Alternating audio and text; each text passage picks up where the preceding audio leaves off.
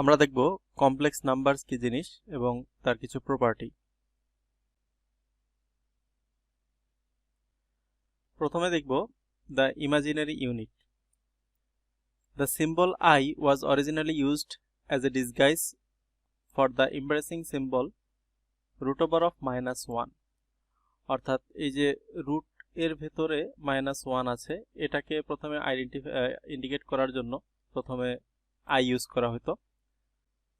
We now say that I is the imaginary unit and define it by the property I square equal to -1.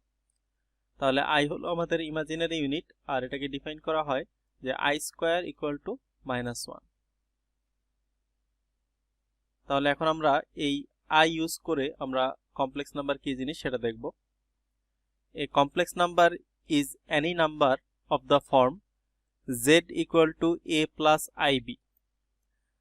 তাহলে a plus ib আকারের যে কোনো নাম্বারকে আমরা complex number বলবো। এখানে a R b অর্থাৎ এই নাম্বার ফরম্যাটটার ভেতরে আমরা দেখতেছি এখানে আমাদের a আছে আর এখানে i এর সাথে b আছে। এই দুইটা জিনিস হলো আমাদের রিয়েল নাম্বার আর i হলো, আমরা একটু আগে দেখলাম যে i হলো ইমাজিনারি ইউনিট। তাহলে একটা real number plus imaginary unit i তার সাথে আরেকটা রিয়েল নাম্বার গুণ, তাহলে এই পুরো জিনিসটাকে আমরা একত্রে বলবো একটা কমপ্লেক্স নাম্বার। আর নরমালি কমপ্লেক্স নাম্বারকে নরমালি জেড দিয়ে প্রকাশ করা হয়। তাহলে জেড বলতে আমরা যদি কমপ্লেক্স নাম্বার বুঝাই তাহলে সকল কমপ্লেক্স নাম্বারই আসলে দেখতে এই ফরম্যাটের হবে।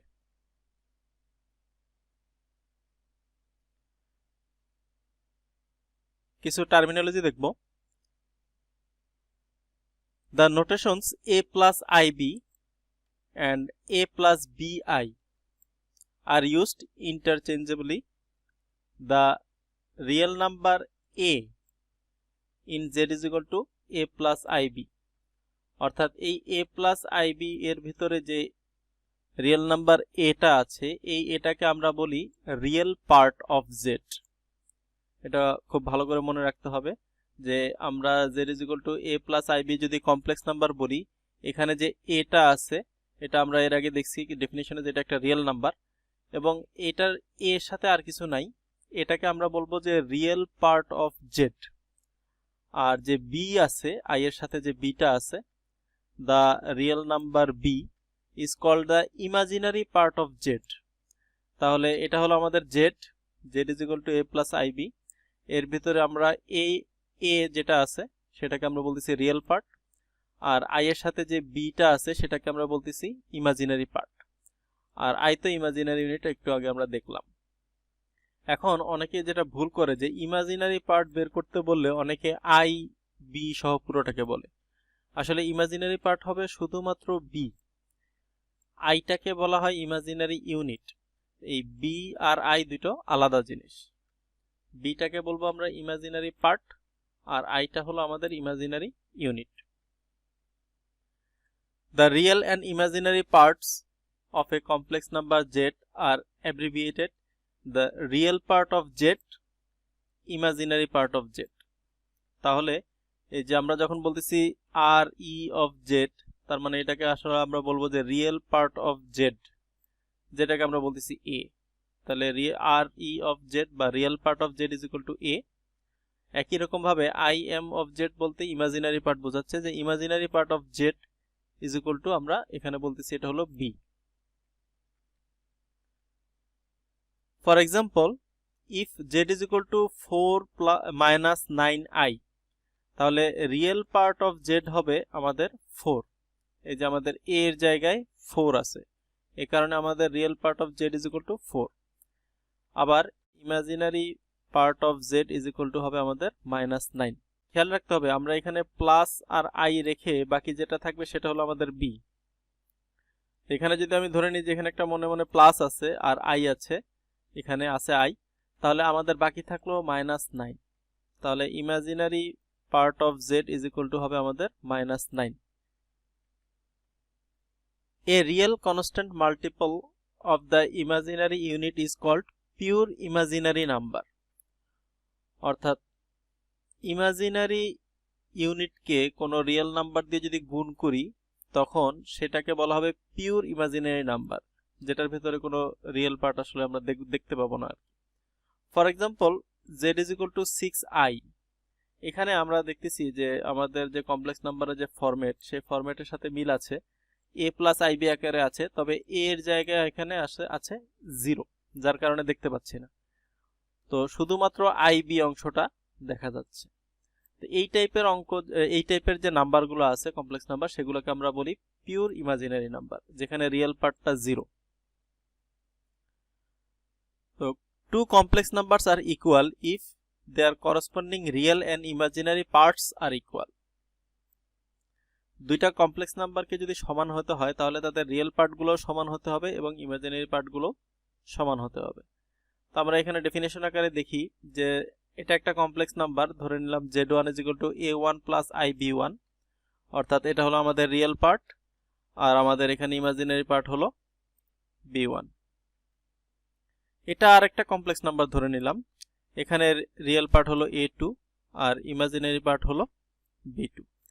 তো যদি আমরা বলি যে এই কমপ্লেক্স নাম্বার z1 আর এই কমপ্লেক্স নাম্বার z2 পরস্পর সমান হয়, তাহলে অবশ্যই z1=z2 হবে ইফ যদি এইখানকার রিয়েল পার্ট a1 আর এখানকার রিয়েল পার্ট a2 সমান হয় এবং এখানকার ইমাজিনারি পার্ট b1 আর এখানকার ইমাজিনারি পার্ট b2 সমান হয়। এটা এখানে বলা আছে যে দুইটা কমপ্লেক্স নাম্বারকে সমান হতে হলে আমাদের অবশ্যই a1=a2 হতে হবে, আবার b1=b2 হতে হবে।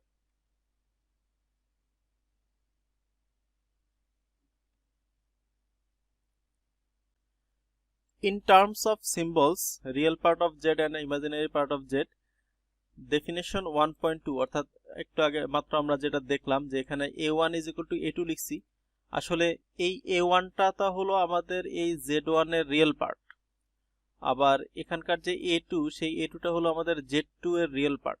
তাহলে আমরা এই রিয়েল পার্ট আর ইমাজিনারি পার্ট কে ইউজ করে যদি আমরা এই ডেফিনেশনটাকে বলতে চাই, তাহলে আমরা বলবো যে z1 আর z2 সমান হবে যদি রিয়েল পার্ট অফ z1 আর রিয়েল পার্ট অফ z2 সমান হয়, অর্থাৎ a1=a2, এই দুটো একই কথা আসলে। আবার একই রকম ভাবে ইমাজিনারি পার্ট অফ z1 আর ইমাজিনারি পার্ট অফ z2 সমান হয়, যেটা এখানে b1=b2, একই জিনিস বোঝাচ্ছে।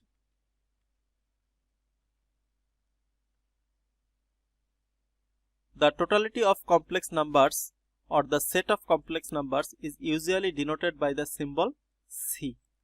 তাহলে সমস্ত কমপ্লেক্স নাম্বারের যে সেটটা আছে সেটাকে আমরা ইউজুয়ালি এই বড় হাতের c দ্বারা প্রকাশ করি। Because any real number a can be written as z=a + 0i, তাহলে যে কোনো রিয়েল নাম্বারকে আমরা এভাবে প্রকাশ করতে পারি, এখানে b এর ভ্যালু 0, তাহলে আমরা যদি কখনো বলি যে z=2, তাহলে আমরা এটাকেও বলতে পারি যে z=2 + 0i, অর্থাৎ যে কোনো রিয়েল নাম্বারকে আমরা কমপ্লেক্স নাম্বার হিসেবে লিখতে পারি বা বিবেচনা করতে পারি। সেটাই বলা হয়েছে যে any real number a can be written as z=a + 0i, যেখানে অর্থাৎ এখানে আমাদের যে ইমাজিনারি পার্টটা b সেটাকে 0 ধরা হয়েছে, তাহলে যে কোনো রিয়েল নাম্বারকে আমরা এভাবে লিখতে পারি। তাহলে we see that the set r, অর্থাৎ এটাকে আমরা রিয়েল নাম্বারের সেট বলি, যত রিয়েল নাম্বার আছে সবগুলোর কালেকশনকে আমরা বলতেছি the set r of real numbers is a subset of complex number c, অর্থাৎ কমপ্লেক্স নাম্বার যদি আমরা মনে করি যে কমপ্লেক্স নাম্বারের পরিমাণ হলো এটা, তাহলে এর ভেতরে একটা অংশ হলো আমাদের রিয়েল নাম্বার, অর্থাৎ যে রিয়েল নাম্বারের যে সেট সেই সেটটা কমপ্লেক্স নাম্বারের সেটের একটা সাবসেট হবে।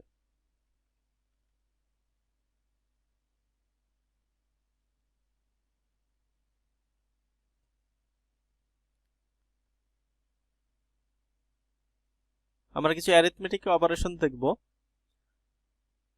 যে complex numbers can be added, subtracted, multiplied and divided, অর্থাৎ দুইটা কমপ্লেক্স নাম্বার পরস্পরের সাথে আমরা যোগ করতে পারি, বিয়োগ করতে পারি, গুণ করতে পারি এবং ভাগ করতে পারি, তবে সেগুলো কিভাবে হবে সেটা ডিফাইন করা হচ্ছে। যে দুইটা কমপ্লেক্স নাম্বার আমরা যোগ করতেছি z1 + z2, তাহলে z1 সমান আমরা ধরে নিলাম যে এখানে উপরে লেখা আছে যে z1 = a1 + ib1 আর z2 = a2 + ib2 ধরা হয়েছে। তাহলে আমরা যদি এভাবে লিখি তো আমরা দেখতেছি এখানে a1 আর এখানের a2 এই দুইটাই হলো দুইটা কমপ্লেক্স নাম্বারের রিয়েল পার্ট, এই দুইটাকে একত্রে এভাবে লেখা যায়। আর বাকি যে অংশটা থাকলো ib1 আর এখানে যে ib2 এই দুইটা থেকে i কমন নেওয়া হয়েছে, i কমন নিলে i × b1 + b2। তাহলে আমরা দেখতে পাচ্ছি যে এই আলটিমেটলি যখন এই ফাইনাল রেজাল্টটা পাচ্ছি সেই ফাইনাল রেজাল্টটা দেখতে কেমন। এটাও কিন্তু একটা কমপ্লেক্স নাম্বার। আমরা কমপ্লেক্স নাম্বারের ভিতরে আমরা বলতে পারবো যে এই অংশটা হলো আমাদের রিয়েল পার্ট, তারপরে আছে প্লাস, তারপরে আছে আমাদের i, তারপরে আছে আমাদের ইমাজিনারি পার্ট। অর্থাৎ এটাকেও আমরা বলতে পারি যে এটা আমাদের a + ib এই ফরম্যাটে দেয়া আছে। তো a + ib ফরম্যাটে যাই থাকুক না কেন সেটা একটা কমপ্লেক্স নাম্বার। তাহলে আমরা বলতে পারতেছি যে আমাদের যে দুইটা কমপ্লেক্স নাম্বারকে যোগ করার পরে যে রেজাল্টটা আমি ফাইনালি পেলাম সেটাও আসলে আমাদের একটা কমপ্লেক্স নাম্বার হচ্ছে। কিভাবে? যে আমাদের এখানে একটা রিয়েল পার্ট আছে, তারপরে প্লাস, তারপরে ইমাজিনারি ইউনিট i আছে, তারপরে ইমাজিনারি পার্ট আছে। তাহলে এটা একটা কমপ্লেক্স নাম্বার হলো। তো একই রকম ভাবে বাকিগুলো আমি বলতেছি না, সাবট্রাকশন করলেও আমরা দেখতেছি রিয়েল পার্ট, তারপরে প্লাস, তারপরে i, তারপরে ইমাজিনারি পার্ট, তাহলে এটাও একটা আমাদের কমপ্লেক্স নাম্বার আসতেছে। মাল্টিপ্লিকেশনের সময় এখানে a1 + ib1 আর a2 + ib2 গুণ করে দেওয়া হয়েছে। গুণ করে দেওয়ার পরে একটু শুধু এখানে বলে রাখতেছি যে এখানে ib1 আর ib2 যখন গুণ করা হয়েছে তখন i² b1 b2 হয়। তো আমরা জানি একটু আগে ইমাজিনারি ডেফিনিশনে দেখছি যে i² মানে হলো -1, তো সেইখানে i² এর জায়গায় -1টা এখানে বসানো হয়েছে জাস্ট। আর বাকিগুলো সেম, যেখানে i কমন নেওয়া হয়েছে আর এই পাশে রিয়েল পার্টগুলো একসাথে নিয়ে নেওয়া হয়েছে। তাহলে এটাও আমরা আলটিমেটলি রেজাল্ট হিসেবে দেখতেছি এটা একটা কমপ্লেক্স নাম্বার, কারণ এখানে আমরা রিয়েল পার্ট দেখতেছি প্লাস i দিয়ে, তারপর ইমাজিনারি পার্ট দেখতে পাচ্ছি। ডিভিশন যদি দেখি যে z1 / z2, তবে ডিভিশন হওয়ার শর্ত হলো যে অবশ্যই আমরা জানি ভগ্নাংশের নিচে 0 হতে পারবে না, আর নিচে 0 হতে হলে আমাদের যে a2 ≠ 0 or b2 ≠ 0 হতে হবে, অ্যাটলিস্ট কমপক্ষে একটা হলেও নন জিরো হতে হবে। তো এইটার ক্যালকুলেশনটা এটা কিভাবে করা হয়েছে সেই ধরনের অঙ্ক আমরা পরবর্তীতে পাবো, এই জন্য এখানে বিস্তারিত বলতেছি না। তবে আলটিমেটলি এটাকে ক্যালকুলেশন করার পরে এভাবে লেখা যায়, কিভাবে যায় সেটা আমরা পরবর্তীতে দেখব।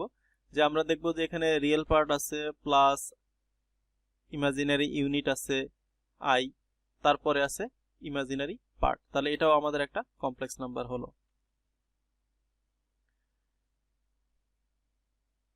The familiar commutative, associative and distributive law holds for complex number. আমরা কমিউটেটিভ ল, অ্যাসোসিয়েটিভ ল, ডিস্ট্রিবিউশন ল কি জিনিস সেটা আমরা জানি যে z1 আর z2 সাথে আমরা যোগ করছি। এখন যদি আমরা এটাকে অল্টার করে দেই, z1 + z2 না লিখে যদি z2 + z1 লিখি, আসলে জিনিসটা সেম, একই জিনিসই হবে, অর্থাৎ দুইটা সমান হবে। গুণের বেলাতে একই রকম, z1 z2 গুণ করা যে কথা আর z2 z1 গুণ করা সেম কথা।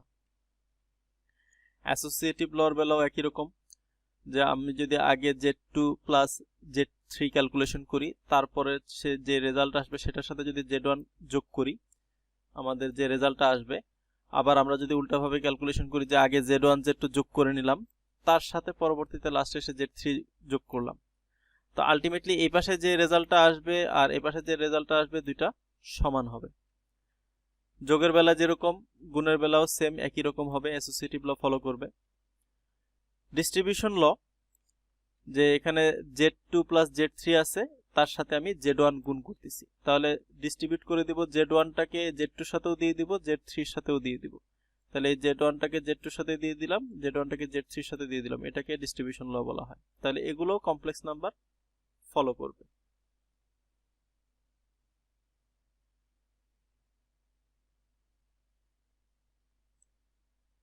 Addition, subtraction and multiplication A to add or subtract two complex numbers, simply add বা subtract the corresponding real and imaginary parts. অর্থাৎ আমাদের যে একটু আগে যে আমরা জিনিসগুলো দেখলাম, ক্যালকুলেশনগুলো, যে অ্যাডিশন, সাবট্রাকশন, মাল্টিপ্লিকেশন, ডিভিশন, এগুলো আসলে আমাদের সূত্র হিসেবে মুখস্থ রাখার প্রয়োজন নেই। আমাদের যখন দরকার আমরা নিয়ম অনুযায়ী সরাসরি কাজ করব, তাহলে চলে আসবে। সূত্র হিসেবে এগুলো মুখস্থ রাখতে গেলে একটু কষ্ট হবে। তো এটা এখানে বলা হয়েছে যে যা শুধু রিয়েল পার্ট আর ইমাজিনারি পার্টগুলো যোগ করে দিলেই আমরা আসলে রেজাল্টটা পেয়ে যাব। To multiply two complex numbers use the distributive law and the fact that i square equal to -1। একটু আগে আমরা বলছি যে আই স্কোয়ার ইকুয়াল টু -1 কিভাবে ইউজ করা হয়েছে। The definition of division deserves further elaboration, বলছিলাম যে পরবর্তীতে আরো বিস্তারিত আসবে, সেটা আমরা যখন আসবে তখন আবার দেখব। এখন আমরা এক্সাম্পল দেখি অ্যাডিশন এবং মাল্টিপ্লিকেশনের। যে আমাদের z1 ইজ ইকুয়াল টু দেওয়া আছে 2 + 4i R z2 is equal two দেওয়া আছে -3 + 8i। তাহলে z1 + z2 বের করতে বলছে আর z1 * z2 বের করতে বলছে। তাহলে আমরা যখন z1 + z2 is equal two লিখবো, তাহলে z1 এর ভ্যালুটা লিখলাম প্লাস দিয়ে, তারপর z2 এর ভ্যালুটা লিখলাম। সিম্পলি জাস্ট শুধু এই 2 আর এই -3 একত্রে করে ফেলতেছি, তাহলে 2 আর -3।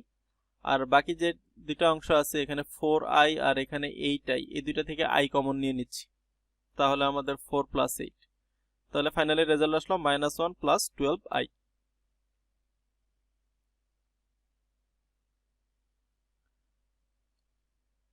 আবার এখানে z1 * z2 যদি লিখি, যে আমরা দুইটার ভ্যালু বসিয়ে দিলাম, ভ্যালু বসিয়ে দেওয়ার পরে আসলে জাস্ট শুধু গুণ করে দিব। তো ডিস্ট্রিবিউটিভ ল ফলো করে আমরা এখানে গুণ করে দিব, নরমালি যেভাবে গুণ করে দেওয়ার পরে যখন আমাদের এরকম আসবে, আমরা এখানে দেখব যে আই স্কোয়ার একটা আসবে। তো সেই আই স্কোয়ার ইকুয়াল টু, আমরা জানি I square equal to -1, imaginary ইউনিটের ডেফিনিশনই এটা। তাহলে এই I square is equal to -1টা আমরা বসিয়ে দিলে তাহলে এটা -32 হয়ে যাবে। তাহলে আলটিমেটলি আমাদের এখানে আই ছাড়া অংশ হলো এই -6 আছে, আর এখান থেকে -32 আসবে। তাহলে এই দুইটাকে একত্রে লিখলাম, এই দুইটা মিলে আমাদের পরবর্তীতে রিয়েল পার্টটা হয়ে গেল। আর এই পাশে যে দুইটা অংশের ভিতরে আমাদের আই আছে, সেখান থেকে আমরা আই কমন নিচ্ছি। আই কমন নিলে আলটিমেটলি এখান থেকে আমরা ইমাজিনারি পার্টটা পেয়ে গেলাম। তাহলে আমরা দেখতেছি যে গুণ করার পরও লাস্ট পর্যন্ত এটা একটা কমপ্লেক্স নাম্বারই থাকতেছে। আর এভাবেই আমাদের যোগ, বিয়োগ বা গুণগুলো করতে হবে।